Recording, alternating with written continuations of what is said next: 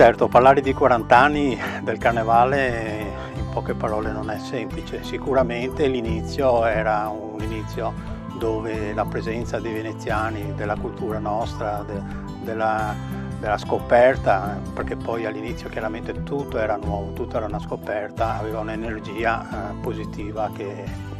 praticamente forse è improponibile ai giorni d'oggi. Cioè, quelle situazioni che nascono con un'energia popolare di teatro anche, con la presenza naturalmente di veneziani che anche in numero 40 anni fa eravamo di più nella città, che chiaramente col tempo è andato un po' a svanire.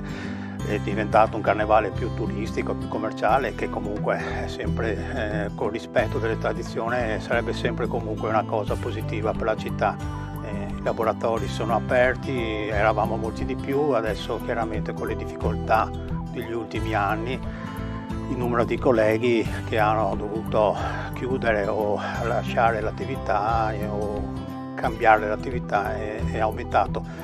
Io direi che il carnevale è sempre stato vissuto da chi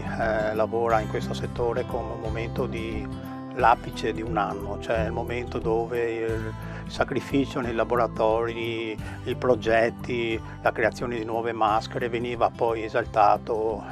e provato durante il carnevale, cioè era come una vetrina per noi dove poter esporre e vivere quello che per 350 giorni all'anno facevamo magari solo per i turisti.